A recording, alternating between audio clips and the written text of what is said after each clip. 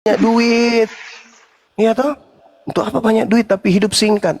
Paling kalau saya hitung-hitung, Anda hidup di dunia paling sisa 2 hari, 3 hari. Tobat, kamu pun masih ada kesempatan. Daripada di kehidupan berikutnya kekal neraka. Gitu bang. Loh, Yesus mengatakan, "Enyalah daripadaku, kalian semua adalah pembuat kejahatan." Kemana perginya pembuat kejahatan? Baca Matius 13 nomor 50. Pembuat kejahatan dilemparkan ke dalam api neraka yang menyala-nyala, kekal di dalamnya. Innal ladzina kafaru min ahlil kitabi wal musyrikina fi nari jahannam khalidina fiha ulaika hum syarrul bariyah.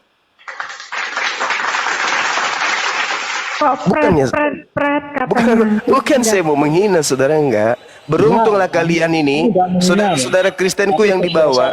Beruntunglah kalian yang hidup di zaman para apologet Islam itu pada berlahiran di mana-mana. Karena mereka, dari mulut-mulut mereka lah ini kalian mendapatkan petunjuk. Dari mereka memutar balikkan petunjuk. Oh enggak, silakan Anda uji apa yang saya sampaikan dengan isi Bible Anda habis ini. Anda turun, buka Bible, Anda pelajari, Anda renungkan dengan hati Anda, dengan kepala saudara. Harta yang paling berharga pada apa yang ada dalam diri saudara Kristen ini adalah akalnya, bukan dompetnya, tapi akal. Duduk, renungkan, ingat. Hari ini, malam ini sudah saya renungkan, Bang. Tahu perenungan saya? Apa tuh? Apa? Renungan saya, isi Bible tidak bisa dipahami menurut pola pikir si Juma yang pikirannya diisi. Ya sudahlah, itu hanya ucapan kesombongan. Dalam hati abang, dalam pikiran abang, apa yang disampaikan Bang Sumai ini betul. Saya percaya itu. Anda orang Indonesia kan? Meskipun Anda selama ini penyembah Kristus, tapi Anda orang Indonesia, Anda makan tempe, Anda makan tahu, pasti ada sisi di dalam kepala Anda, sinar cahaya kebenaran, sehingga Anda akan mengiyakan apa yang saya sampaikan. Cuman Anda malu untuk mengatakan itu. Tidak ada yang malu. Ya, jangan sombong. Jangan sombong, saudaraku. Jangan sombong. Habis ini Anda turun, Anda renungkan ucapan saya. Sudah saya katakan kok. Cara Kristen itu punya cara tersendiri. Bagaimana menghayati, mengimani Tuhannya. Yang mana dalam tingkat penghayatan mengimani Tuhannya itu tidak bisa diatur oleh si Juma. Minimal minta petunjuk kepada Bible saudara. Apa kata Yesus? Yohanes 17 nomor 8, segala firman yang engkau berikan ya Tuhan, telah aku sampaikan kepada Bani Israel muridku, dan mereka telah menerimanya, dan mereka percaya bahwa engkaulah yang telah mengutus aku. Muridku percaya bahwa engkaulah telah mengutus aku. Yesus berkata dalam Yohanes 5 nomor 36, ada kesaksianku yang lebih penting dari kesaksian Yohanes Pembaptis, apalagi hanya sekedar kesaksian orang yang hidup 2000 tahun setelah aku bernama Kristian, hanya karena modal perpuluhan saja. Bahwa semua mukjizat yang aku lakukan, mukjizat itulah yang aku lakukan sekarang, dan bersaksi tentang aku bahwa Bapaklah yang telah mengutus aku. Saudara, Yesus bersaksi dia adalah utusan Tuhan. Murid-muridnya bersaksi bahwa Yesus ini utusan Tuhan. Kurang apa lagi? Coba. Sudahlah, Jum. Ya sudah. Sudahlah kawan. Jadi saya sudah katakan kan dari awal. Boleh aku bertanya? Silakan Bang, silakan. Tapi jangan ke Kristen bertanya, ya kasihan dia sudah nggak bisa dia. Apa motivasimu mau buat acara-acara begini, itu apa motivasimu? Boleh saya jawab? Silakan. Bapak Cuan. Oke. Al-Quran saya mengatakan innal ladzina amanu yuqatiluna fi sabilillah. Orang beriman itu berperang di jalan Allah. Walladzina kafaru fi sabilit tagut. Dan orang-orang kafir itu berperang di jalan setan. Faqatilu awliya syaitan. Wahai orang beriman, perangilah saudara-saudaranya setan. Kalian itu saudaranya setan. Kalian saudaranya setan, maksud mana buktinya? Setan itu kerjanya menyesatkan. Sesuatu yang buruk dibungkus menjadi baik. Sesuatu yang baik dibungkus supaya terlihat buruk. Ya itulah. Itu setan itu. Sekarang Anda lihat Bible saudara. Lihat Bible saudara. Itu asli atau hanya terjemahan? Yang direvisi, melakukan perbaikan. Ada apa? Apa yang disembunyikan di situ? Sampai harus diperbaiki, sampai harus dikoreksi. Apa? Mana original teksnya? Itu yang pertama. Yang kedua, saudara Gultom, di dalam kitab saudara ada makhluk keluar dari kubur lalu berkata kepada kuasa. Sedangkan Yesus berkata, iblis telah diberi kuasa untuk menguasai dunia. Di dalam Yohanes 12 nomor 31, coba Anda baca. Dunia sekarang sudah dihukumkan. Sebab penguasa dunia telah dilemparkan keluar. Keluar mana? Keluar dari kubur. Maka yang keluar dari kubur itu mengatakan apa? Kuasa dunia telah diberikan kepadaku. Pergilah ke seluruh dunia. Ajarkanlah seluruh bangsa menjadi pengikutku. Jadi kalian itu diminta oleh makhluk tersebut untuk menjadikan kami orang Indonesia seluruhnya untuk menjadi pengikutnya. Kami tak mau. Makanya kami hadir di sini. Karena Kristen ini supaya menjadikan seluruh manusia menjadi pengikutnya, Kristen menghalalkan segala cara, termasuk menggunakan kata Allah, Tuhannya umat Islam yang kalian tidak imani. Kalian ridho, kalian ikhlas, kalian mau menggunakan kata Allah meski hanya menyebutnya dengan Allah demi untuk menyesatkan kami. Paham? Itu cara-cara kalian. Markus 16 nomor 15 nomor 16, pergilah beritakanlah Injil kepada seluruh makhluk, yang percaya baptis, yang tidak percaya akan dihukum. Kalian datang kepada kami memberitakan Injil padahal bukan Injil. Kami percaya? No. Kami nggak mau percaya itu. Kenapa? Yesus tidak memberikan legitimasi terhadap Bible. Yesus tidak mengenal kitab Lukas. Yesus tidak mengenal kitab Markus. Yesus tidak mengenal kitab Roma, Filipi, Kaluku, Pararang, Padale. Yesus tidak mengenal kitab-kitab itu. Tidak ada legalitas dari Yesus. Itu kitab murni dari Barat. Nama Yesus hanya dicatut masuk ke dalam supaya orang bisa percaya. Makanya ada konsep, barang siapa yang menampar pipi kananmu, kasihlah pipi kirimu. Apa itu? Itu sebenarnya politik. Politik orang Roma. Supaya siapa yang datang membawa ajaran ini harus kau terima. Jangan kau tolak. Ketika ada penginjilan datang, ada pastor datang, ada misionaris datang, jangan kau tolak, terima dia. Kalau ditampar pipi kananmu, kasih yang kiri. Pokoknya harus kau terima. Itu konsep doktrin yang diajarkan oleh Vatikan Romawi pertama kali mengajarkan agama Katolik kepada seluruh wilayah-wilayah jajahannya. Pelajari secara histori itu. Pelajari. Yesus sendiri berkata apa? Barang siapa yang menjadi seteruku dan tidak mau menjadi rajaku, bawa ke sini, bunuh dia di depan mataku. Itu kata Yesus. Barang siapa yang tidak membenci ibu kandungnya, bapak kandungnya, adik kandungnya, saudara kandungnya, anak-anaknya, dia tidak bisa menjadi pengikutku. Yesus itu keras, tegas. Yesus itu demi menyelamatkan Bani Israel, dia keras, tegas.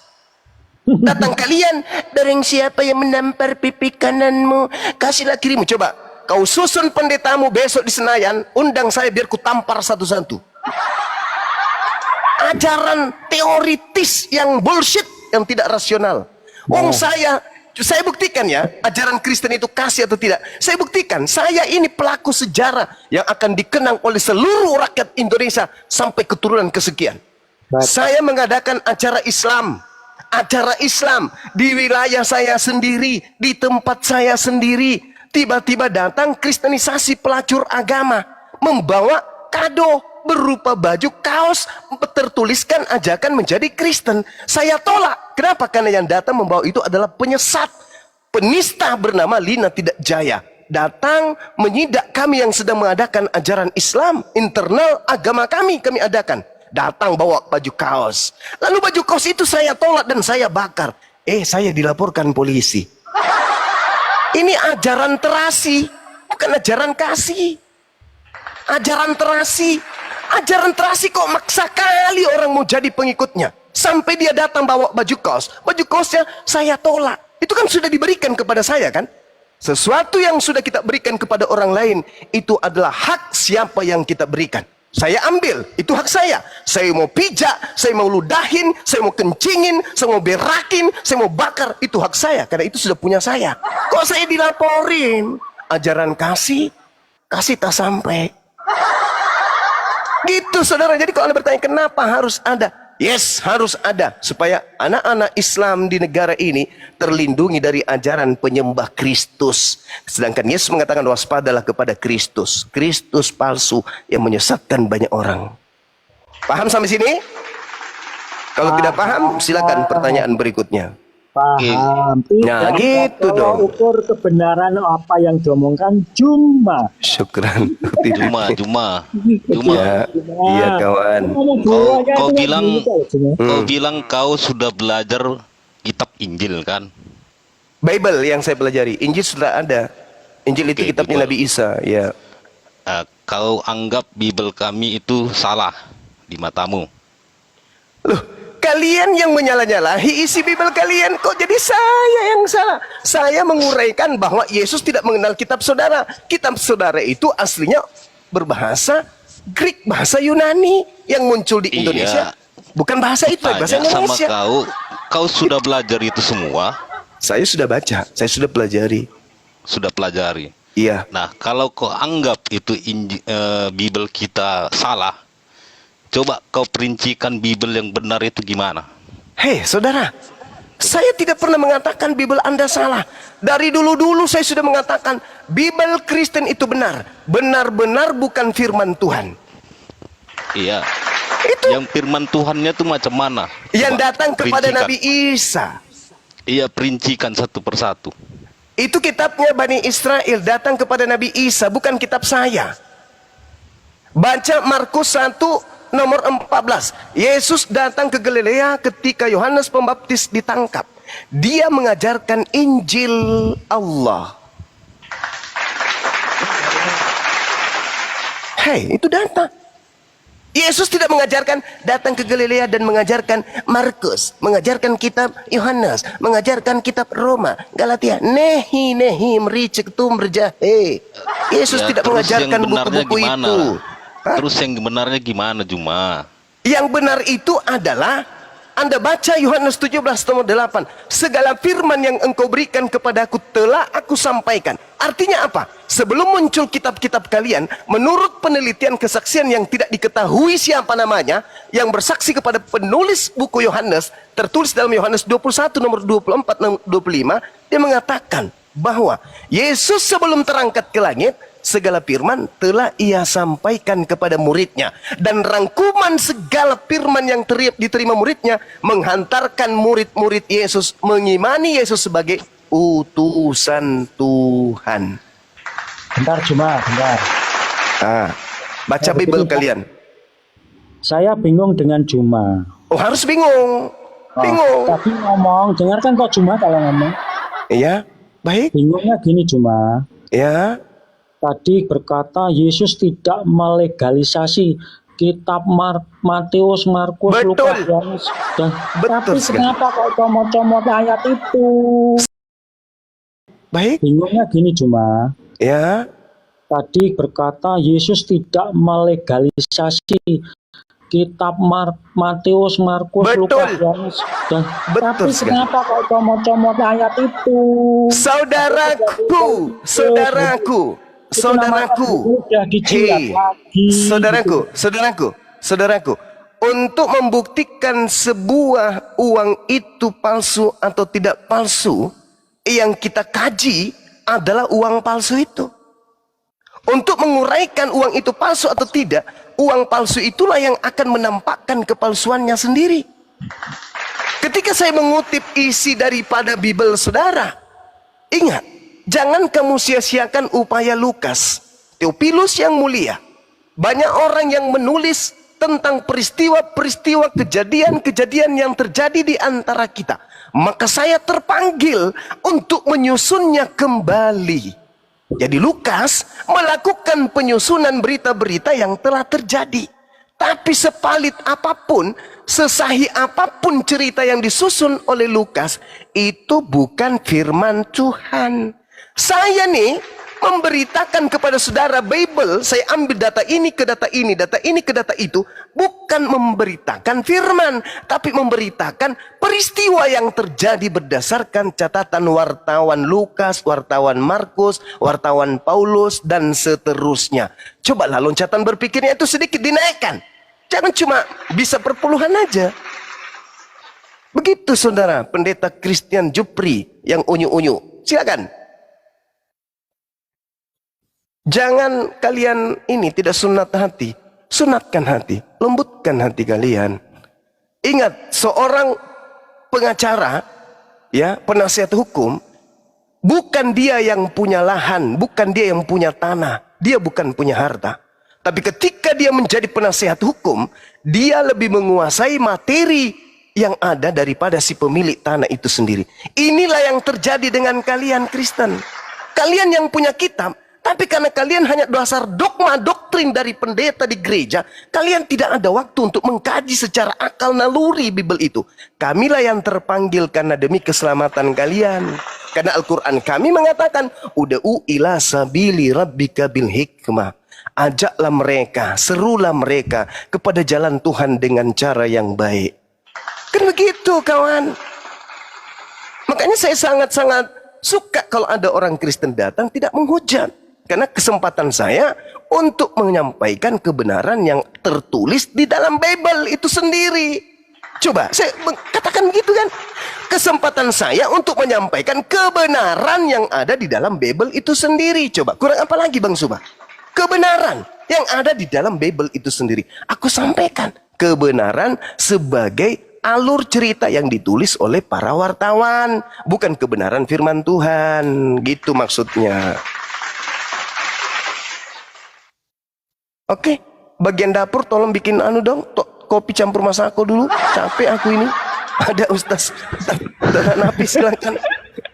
Ustaz silakan. Masya Allah. Lanjut abangku. Masya Allah. Lanjut Bang Bang Handi. Sultan, silakan. Kalau pendeta Kristen udah pergi meninggalkan Batu Nisan ya? Enggak juga, dia pergi buru-buru ambil Bible, belajar dia. Oh, Mudah-mudahan besok dia pergi beli kacamata baca. las. Kacamata las. Lanjut Bang Adi, lanjut. Saudara Gulton ini orangnya baik kok. Baru beberapa pasang sendal dia makan. Lanjut Bang Adi. Dengan Bang Gulton. Saya bikin kopi sebentar aja, silakan. Iya. Bro Gultom.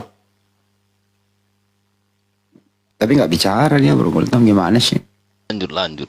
Aku mau dengar si Juma ini ngomong. Ya kamu udah ngomong tadi.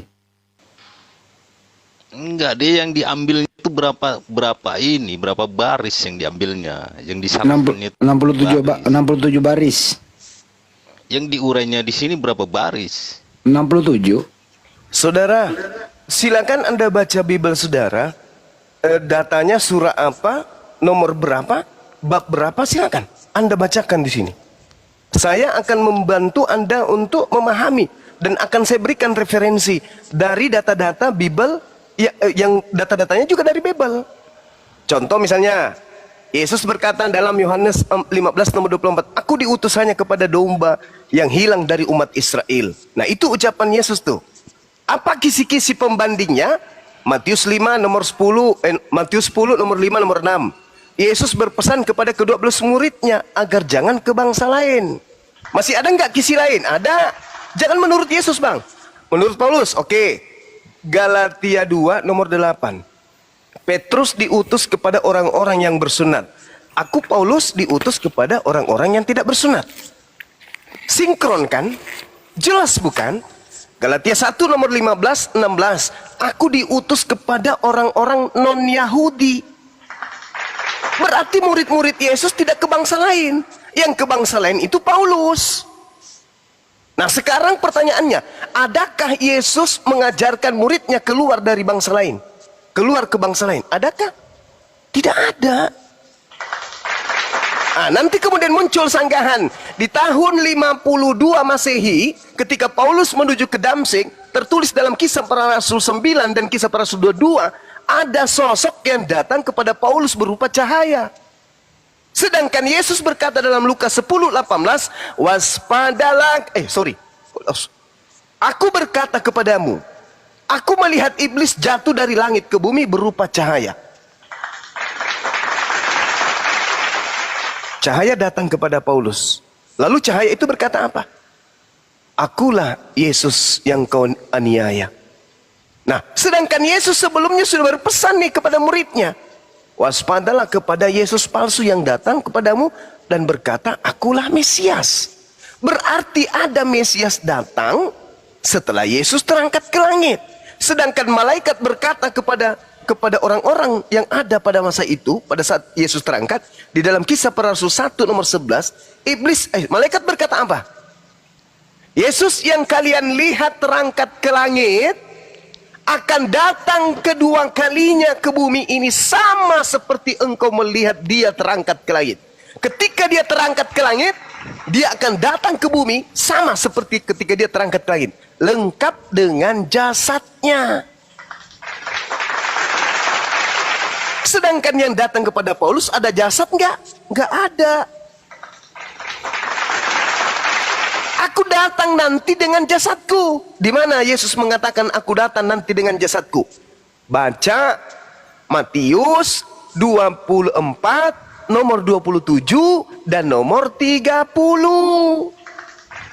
Makanya dia mengatakan, kalau ada yang berkata ada Yesus di sini, ada Yesus di sana, jangan kau percaya. Sebab aku datang ke bumi, kedatanganku nanti sebagai anak manusia lengkap dengan jasad. Jadi kalau ada yang berkata, Yesus ada di sini, Yesus ada di sana, aku bermimpi bertemu Yesus, aku melihat Yesus kemudian di atas Ka'bah, pada saat aku tahajud, aku sujud, aku mendengarkan ada bisikan Yesus. Itu bukan aku. Sebab kedatanganku yang kedua nanti, aku akan turun dari langit sebagai anak manusia diiringi oleh malaikat-malaikat, dan seluruh manusia yang ada di atas bumi akan bertekuk lutut.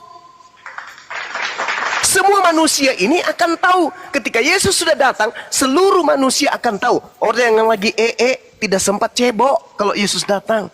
Orang yang lagi mengandung seketika kemudian beranak. Orang yang lagi tidur seketika terbangun ketika Yesus itu sudah datang. Sementara yang terjadi kepada Paulus cuman dia saja dengan orang-orang yang kita tidak kenal, yang melihatnya dan mengetahuinya. Itu kebohongan, Cak Ayu. Yesusnya mengatakan begitu. Coba Anda baca Matius 23, Matius 24, nomor 23, nomor 24, nomor 25, nomor 26, nomor 27, nomor 30. Baca itu, baca. Ternyata Yesus mengatakan, di antara masa sebelum dia datang kedua kalinya, muncul Yesus palsu. Jangan percaya, kata Yesus. Jangan percaya. Kami pun umat Islam nih, andai saja Nabi Muhammad SAW berkata aku bertemu Yesus di padang gurun setelah membaca Bible, kami pun akan ragu. Tapi karena Nabi Muhammad tidak pernah mengaku bertemu dengan Yesus di padang gurun, Yesus dalam bilik, kami tetap percaya kepada beliau setelah baca Bible. Tapi ternyata yang mengatakan ketemu Yesus di padang gurun itu adalah pendiri agama kalian. Nah ini terakhir nih. Terakhir. 2 Yohanes 1 nomor 7. Waspadalah, siapakah penyesat itu? Planos, penyesat, pembohong, penipu, iblis. Dalam bahasa Yunaninya planos. Siapakah iblis itu? Siapakah Dajjal itu? Siapakah penyesat itu? Bukankah dia yang pergi ke seluruh dunia, yang tidak mengaku Yesus datang sebagai manusia? Penyesat adalah dia yang tidak mengaku Yesus datang sebagai manusia. Panggil Paulus. Paulus, sini. Kamu bertemu dengan Yesus? Yes. Dia datang sebagai apa? Dia tidak mungkin mengatakan dia datang sebagai manusia. Karena dia sudah akui di dalam Galatia 1 nomor 11 nomor 12, Yesus datang kepadaku bukan sebagai manusia. Menurut 2 Yohanes 1 nomor 7, siapakah penyesat itu? Bukankah dia yang pergi ke seluruh dunia, yang tidak mengaku Yesus datang sebagai manusia. Siapa oknumnya? Paulus. Siapa pengikutnya? Kristen. Sederhana, Bung, sederhana. Hanya saja saudara-saudaraku ini terlanjur Kristen. Coba tanya pada diri saudara-saudara Kristen, baik yang ada di Komal maupun yang ada di bawah, atau yang mendengarkan setelah ini. Adakah kalian menjadi Kristen karena proses belajar? Adakah? Tidak ada. Saudara-saudara saya menjadi Kristen karena orang tua lahir sebagai Kristen, atau karena perempuan, atau karena harta dan seterusnya. Bukan karena belajar Bible. Tidak ada itu orang menjadi Kristen karena belajar Bible, nggak ada. Kecuali orang yang sudah dari lahir Kristen, lalu kemudian membaca Bible. Nah itu, mereka kemudian pelajari. Tapi karena sudah didoktrin, otaknya sudah terpatrit bahwa Yesus itu Tuhan, sudah selesai. Ketika mereka menemukan dalam Bible yang hanya wartawan punya catatan, menuliskan Yesus mati, Yesus lapar, Yesus tidur, Yesus nete, Yesus kemudian ketakutan, Yesus kemudian ini bla bla bla. Apa kata mereka kemudian sebagai silat lidah? Oh, itu saat dia sebagai manusia. Coba lihat. Pernah tidak pencipta alam semesta ini sebagai manusia? Pernah nggak? Nggak pernah. Apa buktinya? Meskipun saudara Kristen itu berdalih Yesus adalah Tuhan yang inkarnasi menjadi Tuhan. Ketika ditanya, ketika Tuhanmu menjadi bayi, siapa yang mengurus alam semesta? Apa kata dia? Ada Bapa. Nah, itu coba lihat. Artinya Yesus ini bukan Tuhan. 100% bukan Tuhan dan 100% manusia. Tidak ada itu. Dan 100% Tuhan. Buktinya, ketika dia menjadi bayi, mana 100% Tuhannya? Mana? Mana 100% Tuhannya ketika dia jadi bayi? Ketika dia jadi manusia, mana 100% Tuhannya? Harusnya kalau Yesus itu 100% Tuhan, tidak nampak seperti manusia. Karena dia 100% Tuhan. Harusnya kalau Yesus itu 100% Tuhan, tidak menjadi manusia. Karena dia 100% Tuhan. Harusnya ketika dia 100% Tuhan, dia tidak menjadi makhluk. Buktinya dia makhluk, buktinya dia manusia, buktinya dia mati. Berarti dia 100% makhluk dan 100% bukan Tuhan. Nah itu baru betul. Saya kira begitu saudara. Silakan Bang Handi, mudah-mudahan saudara kita ini bisa tercerahkan. Silakan. Ya, selamat malam. Bang Gultom gimana? Ada sesuatu yang tidak ingin disampaikan? Bang Gultom? Selamat malam. Iya malam. Malam. Oke. Boleh saya sedikit bicara? Iya. Banyak apa-apa, Bang. Banyak. Silakan Pak. Boleh. Oke. Anda Muslim apa Kristen? Smart. Saya Kristen. Oh ya, Saya silakan. Kristen. Cuma ini saya bilang sama kamu ya. Kalau dibilang diangkat seorang pendongeng yang paling pintar, kamulah namanya. Kamulah pendongeng yang paling pintar di dunia, bukan di Indonesia aja. Sekarang kamu setelah menarasikan Yesus kami, saya mau tanya sama kamu. Sebagai umat muslim, apa yang bisa kamu banggakan dengan Al-Quranmu? Muhammad kamu, apa yang kamu banggakan dengan dia?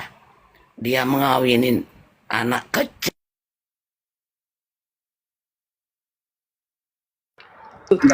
Apa sih smart? Udah cukup ya. Yang Bang Juma bisa menjawab itu? Mudah. Ya silakan. Yang pertama nih dari Bible. Orang yang selamat mendapatkan hidup kekal menurut Bible adalah percaya bahwa yang mengutus Yesus itu satu-satunya Tuhan. Saya dulu yang bicara, jangan congok. Dan Yesus itu sebagai utusan Tuhan. Lulus. Lulus Bisa saya. disematkan sebagai Lulus. Lulus saya. Nggak apa-apa. Nggak apa-apa. Anda mengatakan saya pembohong. Kamu pendongeng. Boleh. Silakan aja. Silakan apa-apa. Nggak masalah. Al-Quran saya mengatakan innal ladzina qalu rabbunallah tsumma istaqamu. Barang siapa yang berkata bahwa Tuhan itu adalah Allah itu adalah Tuhannya, lalu tetap istiqomah, dalam pendirian tersebut, maka beritakanlah yang kabar nomor gembira satu kepadanya tentang surga. Kada aflahal mu'minun, beruntunglah orang-orang mukmin. Tidak ada yang Oh, bagus. Berarti dengan kata lain Anda sudah meludahi Bible. di dunia. Bawa aja lah kau itu. Nggak bisa diskusi dia. Bisa diskusi kau. Dengan kata lain Anda meludahi Bible. Yang saya jelaskan tadi itu Bible. Harusnya naik ke sini, Bang. Bang Suma, kamu keliru. Di Bible saya itu tidak kayak gitu loh. Ini loh yang betul, ini loh yang benar. Bible saya itu mengarahkan begini. Jangan nyerang pribadi, karena yang saya sampaikan itu adalah isi Bible berdasarkan Al-Quran.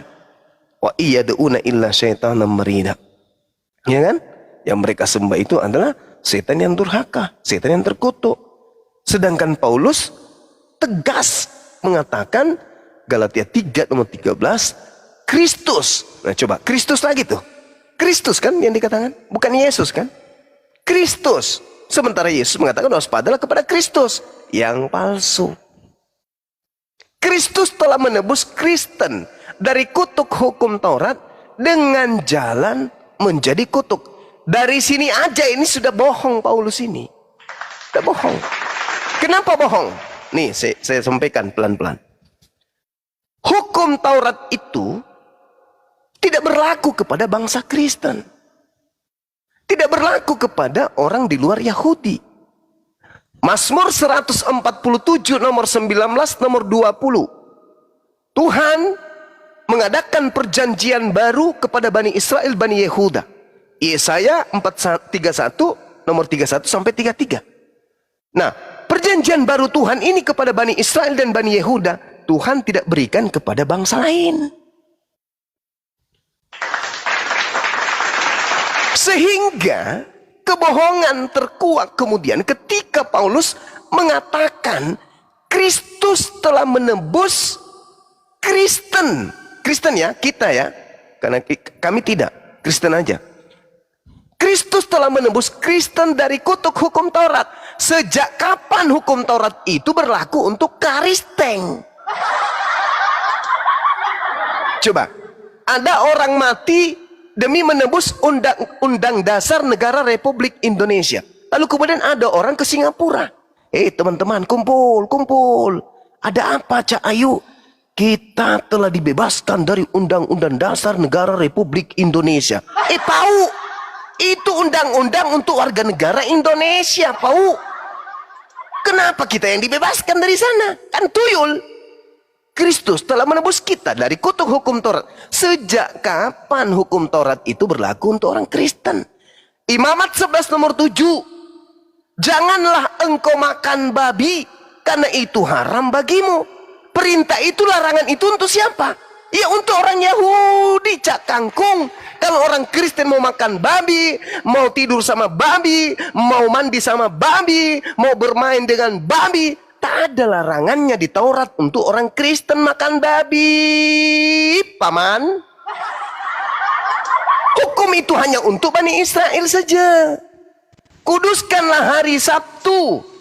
Orang Kristen mau minum tua hari Minggu, hari Sabtu, mau mancing ikan hari Sabtu, mau disko di gereja hari Sabtu, tak ada urusan, karena hukum Taurat itu hanya untuk orang Yahudi, Cak Kangkung.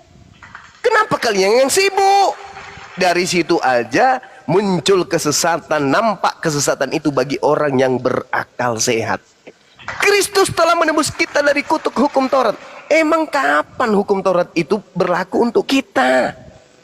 Kapan? Ulangan 33 nomor 4. Hukum Taurat hanya berlaku bagi Bani Israel saja. Shema Israel, dengarkanlah wahai Israel, Tuhan Elohim kita, Tuhan itu Esa.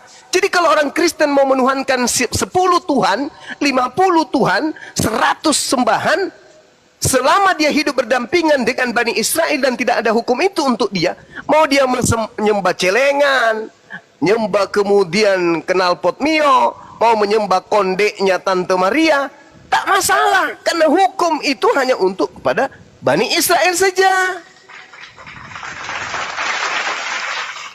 ada hukum untuk di luar itu. Ya, silakan. Begitu kawan. Ya. Jadi pertanyaan siapa Bang Smart tadi, itu benar apa tidak? Apa tuh? Yang pertanyaan dia tadi ya, apa itu? Saya nggak dengar pertanyaannya apa. Yang dia bilang katanya Itu Bang Nabi Gultom. kalian tadi. Bang Gultom, Smart tadi sambil ngomong itu selendangnya ada di leher, jadi nggak jelas kita dengernya.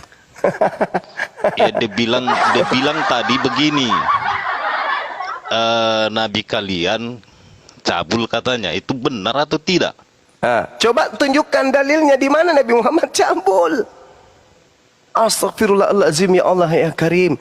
Yang disebut cabul itu yang pernah telanjang di depan umum, itu cabul.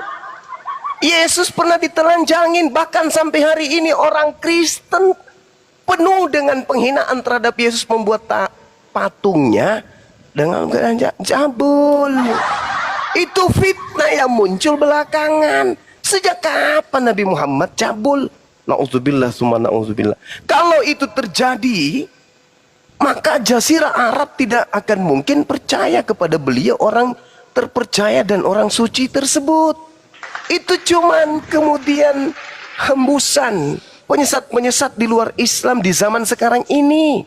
Orang Arab pembenci-pembencinya tidak pernah kemudian menghembuskan adanya fitnah seperti itu kepada beliau.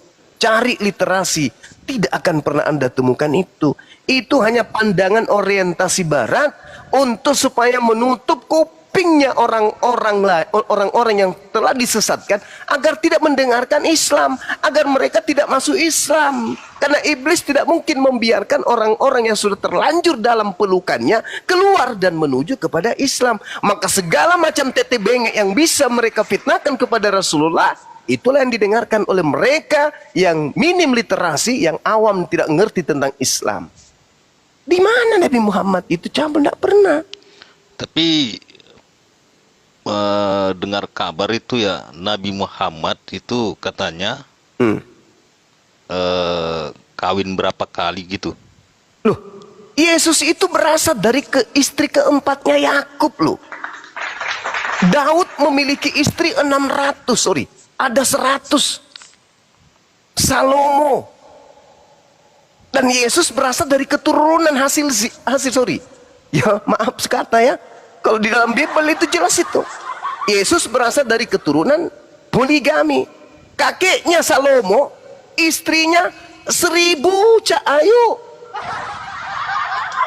Nabi Muhammad SAW datang bukan memperbanyak istri.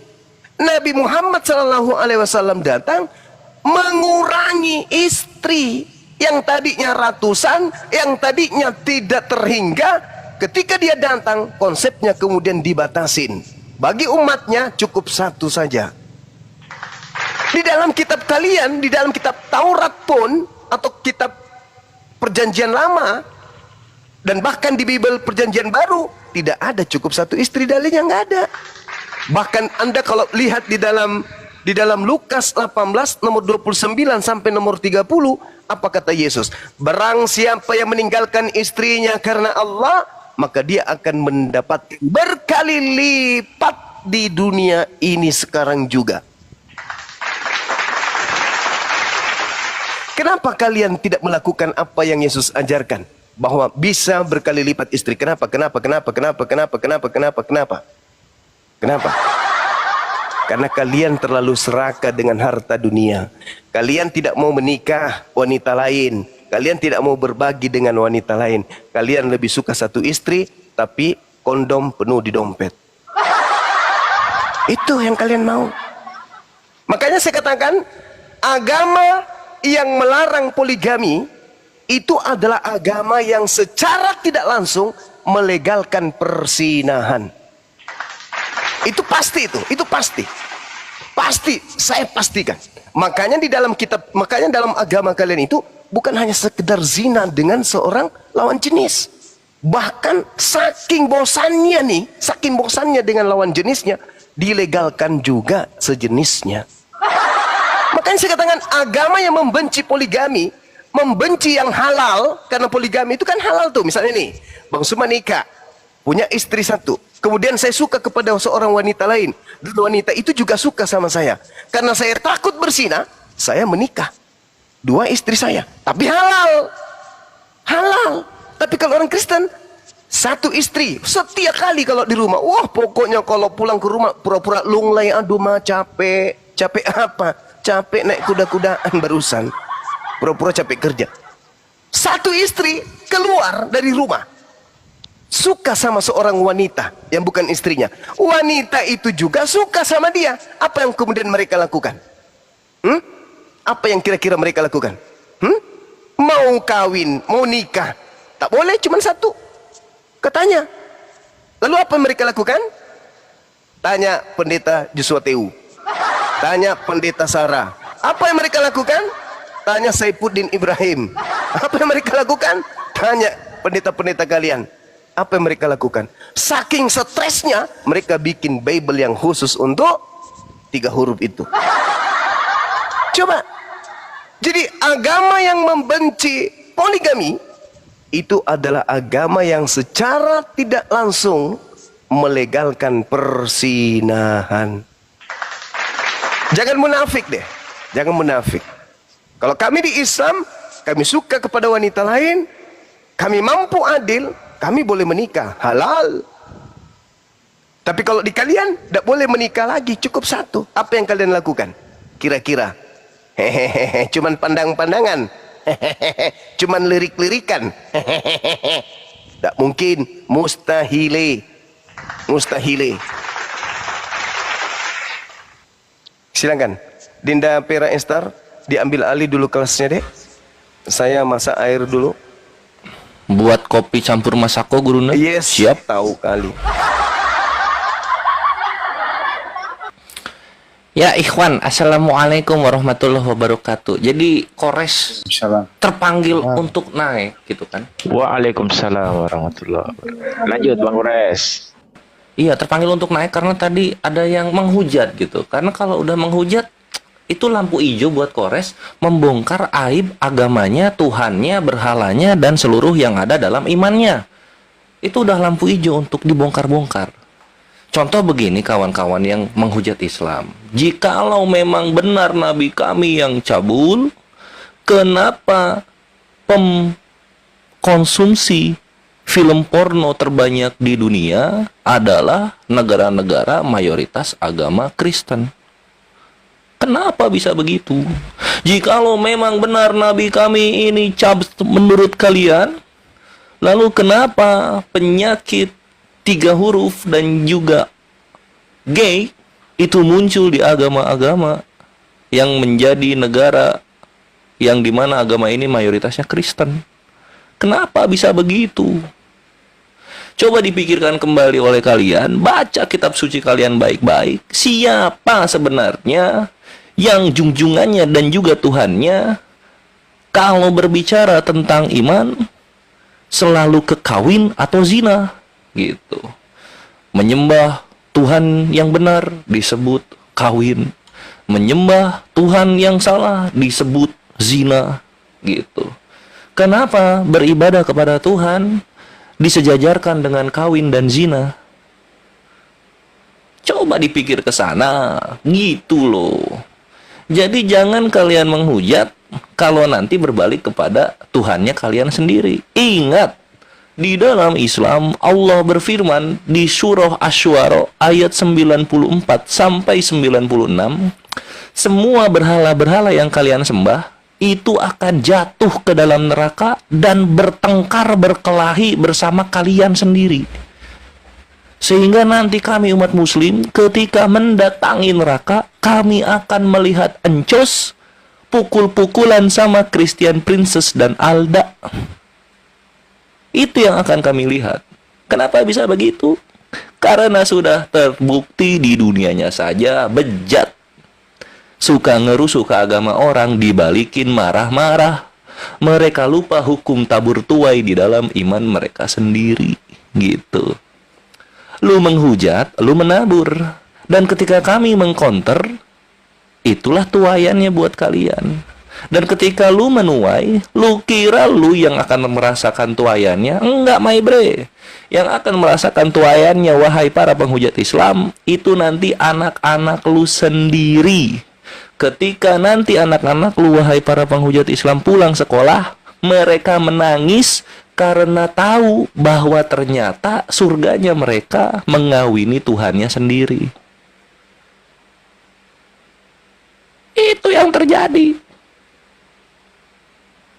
Jadi jangan mulai. Mumpung masih ada waktu, jangan mulai. Kalau sampai satu Indonesia tahu kelakuan kalian gimana di medsos, mau lari kemana kalian? Ke sorga. Sorganya udah anyut. Iya, abad pertama kelihatan sama orang-orang. Sekarang kemana sorganya? Udah anyut. Mau lari kemana kalian? Gitu loh, ya. Jadi baik-baiklah kalau hidup di sini, jangan menghujat gitu loh. Karena kalau di counter balik kalian nggak bisa ngapa-ngapain. Mau apa kalian? Mau mukul? Nggak punya tangan kalian roh. Mau apa? Ngeludah jauh. Ludah kalian paling mentok ke lutut kalian sendiri. Gitu. Mau kemana kalian? Mau ngelawan nggak bisa. Dari zaman Tuhan kalian turun ke bumi sampai ke penyembah-penyembah yang generasi pertama sampai ke kalian di 2025 itu kabur, selalu kabur gitu loh, nggak pernah bisa melawan. Iman kok ngajarin kabur? Ya toleransi lah, kita mengerti. Cuman gitu, kalau udah tahu dari Tuhannya sendiri cuma bisa kabur, ya jangan mulai gitu. Ini kami muslim, pantang buat kami mundur. Kalian beri arenanya, kami sambut gitu my bre. Takbir, Allahu Akbar, Allahu Akbar, Allahu Akbar. Kalau saya tadi meluruskan, sebenarnya ya kalau ada oten kayak tadi menghujat itu semua ada di Bible-nya begitu. Apa yang terjadi, apa yang keluar dari mulutnya itu yang bersumber dari Bible begitu. Dia bilang tadi ajaran Nabi Muhammad dongeng. Dongengnya yang mana? Justru ajaran Nabi Muhammad menjadi kenyataan. Banyak diadopsi oleh negara-negara yang maju. Yang dongeng itu kita lihat aja wahyu. Segitu tebal wahyu dongengnya minta ampun. Ada nggak pernah melihat domba bertanduk 7? Pernah melihat? Ada yang pernah lihat? Saya bayarin kalau pernah lihat domba bertanduk 7. Belum. Ada nggak pernah melihat? Ada orang, ada gempa bumi, terus orang kudus bangkit, dan ada juga yang namanya Yesus bangkit menjadi Tuhan. Ini fakta apa dongeng gitu ya? Ya ini aja, baca-baca dari Bible itu. Berapa persen kira-kira karangan dongeng oleh penulis? Kalau Anda mengatakan ajaran Nabi Muhammad adalah dongeng. Buktinya ya, kalau Al-Quran lu bilang dongeng ya, maksudnya lu keluar dong dari Indonesia. Apa itu? Dasar negara kita itu diambil dari Al-Quran. Mulai sila pertama sampai sila kelima. Jadi kalau kau mengatakan Al-Quran yang dibawa oleh Nabi Muhammad SAW dongeng, artinya dasar negara kita dongeng. Keluar dari Indonesia sekarang juga. Itu Anda artinya Anda hanya bicara, kagak berilmu. Ajaran Nabi Muhammad SAW, umat Islam begitu jaya waktu itu, datang Belanda memporak-poranda dengan 3G, termasuk gospel itu. Membawa Bible menjajah 350 tahun. Siapa yang melawan? Siapa yang melawan ajaran Bible yang dipraktekkan oleh Belanda? Siapa yang melawan? Islam. Ajaran Bible yang lawan. Kagak, umat Islam. Allahu Akbar. Indonesia merdeka karena rahmat Allah yang Maha Kuasa. Kagak ada tuh rahmat dongeng-dongeng itu. Jadi sebelum bicara bro, belajar dulu. Semua nanti lo tabok dengan dirimu sendiri. Belajar lagi, belajar lagi. Jangan mempermalukan dirimu. Kasihan orang tuamu yang telah membesarkan kamu. Air susu ibumu itu tidak pernah yang begitu ikhlas ibumu menyusui kau. Kau jadi sudah dewasa kayak begini, masuk di area publik memalukan. Jadi setiap kau menghina Islam, hinaan kamu itu kembali ke Bible-mu. Baca Bible. Semua kata-kata kotor yang kau keluarkan ada di Bible. Semua kata-kata PORNO yang kau keluarkan, CADUL yang kau keluarkan ada di Bible. Ajakan untuk itu. Ya. Semua makanan-makanan kotor yang keluar dari mulutmu, itulah yang kau makan tiap hari. Jadi difilter dulu deh ya kalau naik sini. Karena kau ketabok dengan data. Kalau Oke. kalau di agama kalian, Gedein dikit suaranya kalau Tom. Gedein apa? iya, di agama kalian itu alasannya apa? Kalau babi itu diharamkan. Ya perintah dalam Al-Quran. Bukan perintah dari Nabi. Perintah dari Al-Quran. Nabi yang menjelaskan perintah itu kepada kaum jahiliyah, kaum yang tidak ngerti apa-apa, agar kaum jahiliyah ini menjadi kaum yang terang benderang seperti sekarang umat Islam, bercahaya di seluruh dunia. Iya, sebab Karena akibatnya itu apa gitu. karena tidak makan babi. Jadi orang yang makan babi itu kelihatannya memang cerah, tapi dalam hatinya busuk. Itu jawabannya.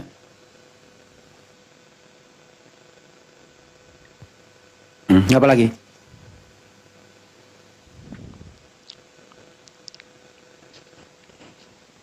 Terus Gultom, kamu itu menyembah Yesus atas perintah siapa?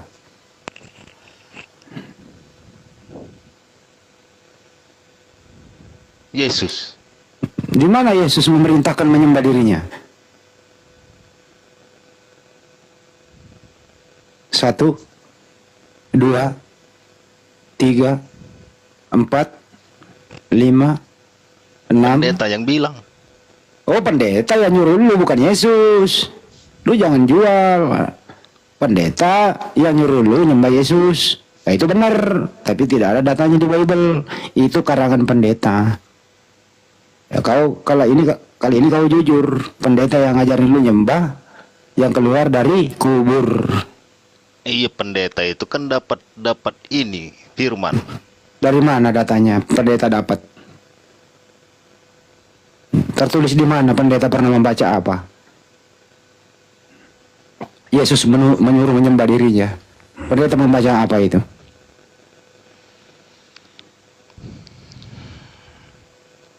Di mana itu? Pendeta membaca Bible, terdapat tulisan Yesus menyuruh menyembah dirinya. Di mana?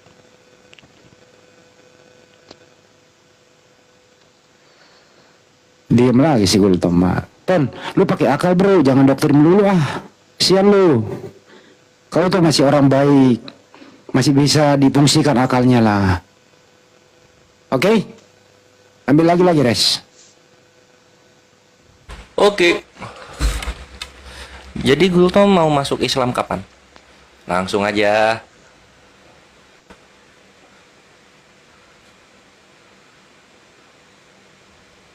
Tom, udah mau masuk Islam? Belum ya? Kalau si Kepas itu daripada aku masuk Islam, lebih aku masuk angin. Bener masuk angin sampai sekarang. Bener Sampai sekarang, masuk ya? angin dia, iya. Anginnya angin duduk lagi.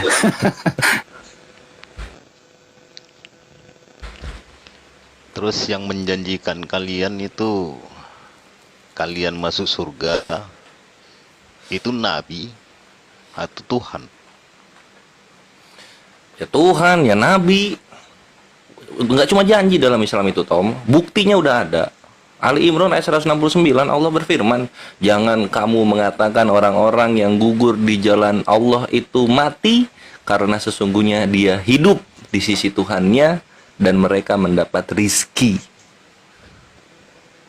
Lalu kemudian ketika Nabi diangkat ke Sidratul Muntaha, di atasnya langit ketujuh, lalu diperlihatkan di kiri kanannya surga, di dalam itu sudah ada orang-orang yang di dalam surga gitu, walaupun masih ruh ya, walaupun masih ruh, dan mereka adalah orang-orang yang gugur di jalan Allah, yang mereka syahid atau mati karena membela imannya, mempertahankan imannya gitu.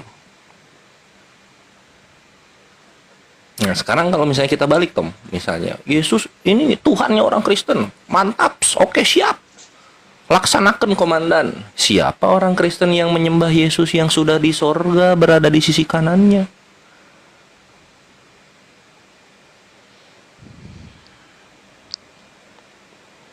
Ya, bingung, belum ada.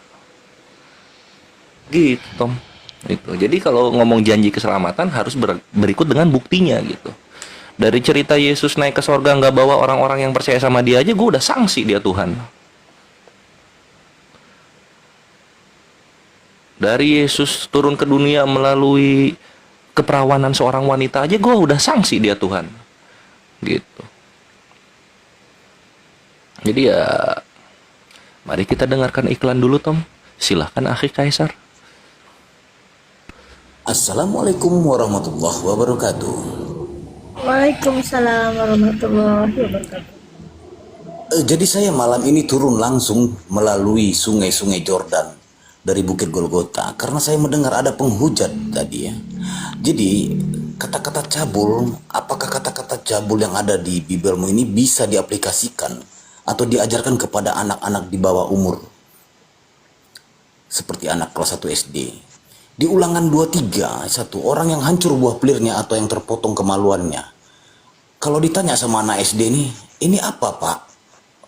Kalau anakmu Gultom ditanya, coba, bisakah kau menerangkan? Kau menjanjikan keselamatan tadi bertanya. Orang yang hancur buah pelirnya atau yang terpotong kemaluannya, janganlah masuk jemaah Tuhan. Jikalau Pak Gultom naik motor, lalu ada insiden, pecah buah pelirnya, Anda otomatis tidak bisa masuk surga. Apakah itu bisa jadi satu tolak ukur Anda bisa masuk surga? Dan di Amsal 7:18, marilah kita memuaskan birahi hingga pagi hari. Jika anak perempuanmu bertanya ini, apa jawabanmu? Pak, memuaskan birahi itu apa Pak? Sampai pagi hari. Apa gak lempo Pak? Nanti pagi-paginya mama itu belanja pergi beli ikan dan sayur, jalannya ngangkang, gimana itu Pak? Sampai pagi hari. Dan bersama-sama menikmati asmara. Oh bukan, itu bukan mama kita. Karena suamiku tidak di rumah. Ia sedang berjalan perjalanan jauh. Oh itu tetangga kita nak. Lagi selingkuh. Jadi bapak diundang dia. Begitu. Jadi kata-kata cabul yang kau ucapkan tadi itu ada di mana? Ketampol kau. Jangan kau tabur. Jangan pernah kau tabur ya. Di sini ini pemusnah, pembantai-pembantai, martir semua di sini. Jadi ada tertulis Makmur dan Kang Mazmur pasal 3 main catur ayat 1 kumur-kumur. Ada tertulis 4 kafir tersesat parahnya lama, mengikuti keturunan Farisi botak terkena tula, mengumpulkan cerita narasumber daripada warga, juga menyelidiki dari pemuda setempat dan juga tua-tua. Menyatukan cerita dengan ajaran pagan dewa Yunani Roma, kami dengar tertawa mengucapkan mati mija.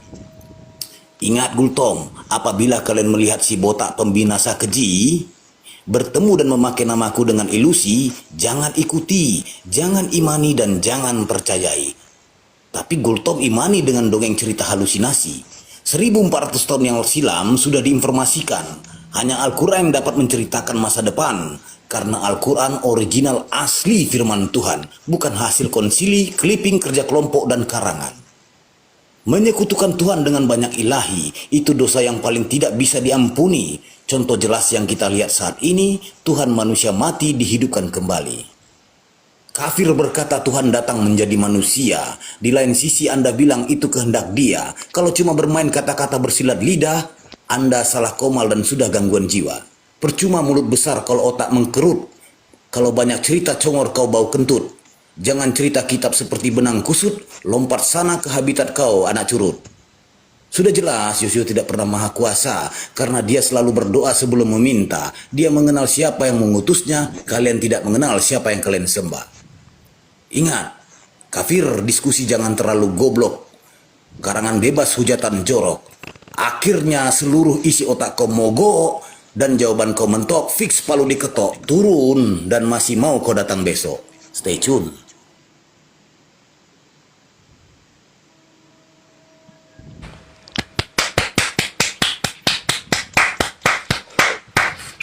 Mantap.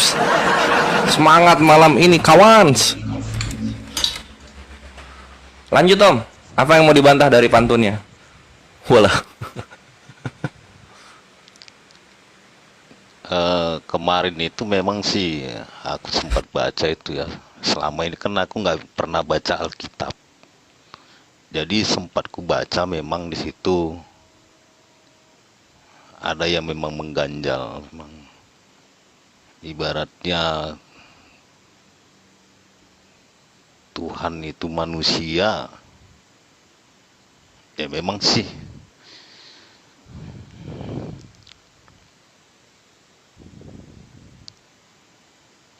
Cuma sempat kemarin itu aku tanya ke pendeta, si pendeta lari dari pembahasan.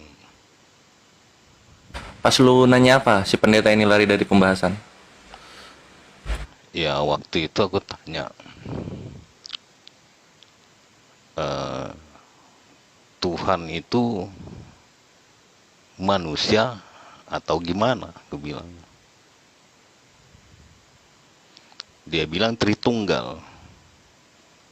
Yang waktu dibilangnya dilahirkan katanya. Jadi waktu dia di dalam kandungan itu siapa Tuhannya?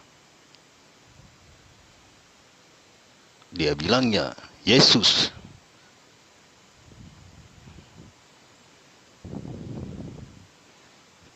Ya aku jawab lagi ya, lari-lari sih memang pembicaraannya. Pendetanya jawabnya lari-lari gitu maksudnya? Iya. Ya emang konsepnya dipaksain, nggak didukung dalam kitab sucinya sendiri, tapi konsepnya dipaksain gitu. Apa? Satu hakikat tiga pribadi gitu kan? Itu kan kalau misalnya kita bikin pakai bahasa awam tuh satu jenis tiga sosok gitu loh. Nah, kita kalau misalnya dalam kehidupan sehari-hari kan yang kita hitung itu sosoknya. Kuantitas itu kan bukan jenisnya yang dihitung, tapi si sosoknya, si keberadaannya gitu. Contoh kayak gini misalnya ya, satu hakikat tuh. Coba lihat Tom, di room ini ada berapa orang? 4.600. Bukan yang di atas maksudnya. Ada 9. Ada 9. Ada 8 itu 01. Nah, ini yang 8 orang yang ada di sini itu hakikatnya apa? Jasad. Ya hakikatnya manusia dong. Iya nggak? Iya. Nah, ini hakikatnya manusia. Nah, ada hakikat yang lain nggak? Selain manusia?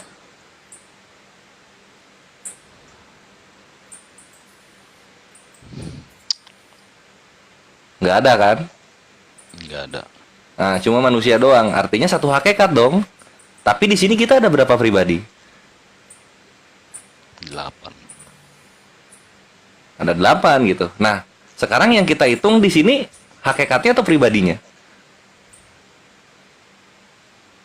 Hakikat. Ya pribadinya dong. Kita ada 8 orang gitu. Karena kalau misalnya kita hitung hakikat ya kita di sini satu di sini. Karena hakikatnya semuanya satu manusia gitu. Nah itulah itu kenapa. Tadi. Ya itu tadi Yesus. Itu tadi benar. Itulah kenapa Tritunggal itu nggak masuk dalam logika. Mau dibilang satu, tapi yang satu ternyata hakikatnya. Ya artinya dalam satu hakikat ini ada 3 Tuhan, ada 3 sesembahan. Siapa aja? Bapa, Yesus, Roh Kudus gitu loh. 3 sesembahan ini satu hakikatnya. Apa hakikatnya? Dibilang roh gitu. Kalau nggak roh Allah gitu Tom. Itu salah. Itu menyekutukan Tuhan. Padahal di dalam Yesaya 46 nomor 5 Tuhan di kitab suci itu berkata, hendak dengan siapa kamu membandingkan aku? Nah, aku di sini ini yang ngomong kan salah satu dari pribadi ini kan. Misalnya siapa yang ngomong di situ? Mau dibilang Bapa. Artinya ketika Bapa ngomong kayak gitu, itu meniadakan Yesus dan juga Roh Kudus gitu loh.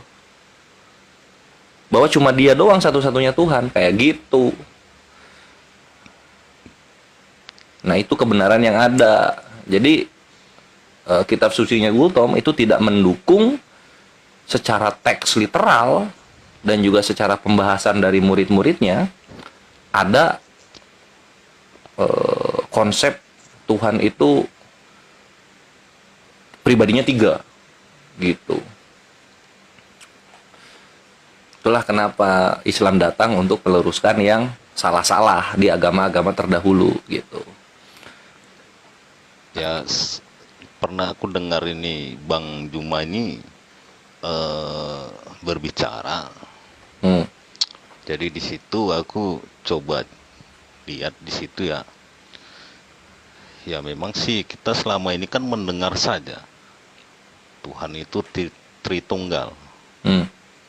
Nah, setelah mendengar seperti ini perincian-perinciannya itu akhirnya mencoba untuk membuka Alkitab itu, mendalami. Alhamdulillah. Kalau di dalam logika memang itu tidak mungkin.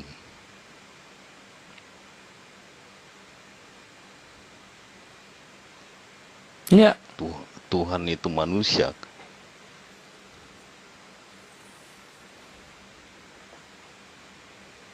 Tapi yang kita imani ini selama ini itu yang bikin sulit jadinya. Sudah kita imani. selama masih bernafas, Tom, nggak ada yang sulit. Nanti kalau udah lu nggak bernapas itu sulit baru. Karena pintu pertobatan udah ditutup.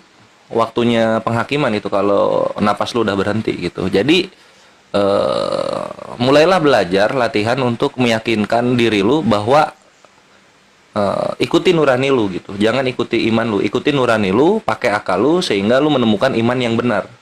Gitu, Bre. Dan ketika iman itu udah benar, mau cobaan, rintangan sebesar apapun, lu bakal berani untuk menerjangnya. Itu yang dilakukan oleh para mu'alafat terdahulu. Contoh kayak Buya Hamka, lalu kemudian kalau lu tahu ada Selinung Evangelista. Nah, itu Kaisar juga beliau mu'alaf. Gak usah jauh. Dah ngadong na sulit na leku, dah ngadong na sulit. Asalkan lain boy menyukun kan. Contoh di sini leku dah Asian, ada seorang datang kepada Yesus dan berkata, ini coba dengar ya. Ada seorang, ini ibaratkan dirimu ini. Ada seorang datang kepada Yesus dan berkata, "Guru yang baik, perbuatan apakah yang harus kuperbuat untuk memperoleh hidup yang kekal?" Jadi dia bertanya, perbuatan apa yang harus kuperbuat untuk meraih surga? Jawab Yesus, "Mengapa engkau mau manggilku guru yang baik? Hanya satu yang baik, yaitu Tuhan. Tetapi jikalau engkau ingin masuk ke dalam hidup, turutilah segala perintahnya." Dia merujuk ke Tuhannya. Itu coba pertanyakan ke diri lain.